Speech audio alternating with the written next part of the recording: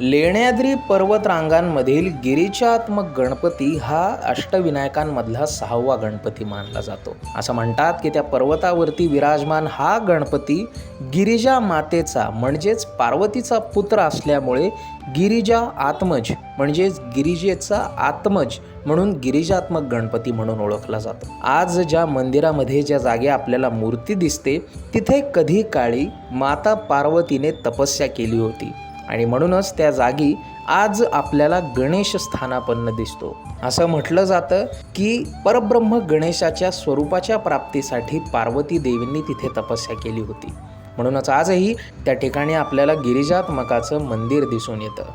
रूढार्थाने ते मंदिर नसलं तरी तिथे स्वयंभू मूर्ती आपल्याला दिसते आणि आजही परब्रह्म स्वरूपात असलेल्या त्या गिरिजात्मकाची पूजा तिथे मनोभावी केली जाते आणि आजही जे भक्त तिथे मनोभावे आपल्या इष्ट इच्छा आकांक्षा गणपतीला बोलून दाखवतात तो गणेश म्हणजेच गिरिजात्मक गणेश आजही आपल्या भक्तांच्या सर्व इष्ट व प्रामाणिक मनोकामना आपल्या ताकदीने पूर्णत्वास नेतो। तुम्हाला ही माहिती कशी वाटली आम्हाला आवर्जून सांगा व अशीच माहिती दररोज मिळवण्यासाठी सबस्क्राईब करायला विसरू नका।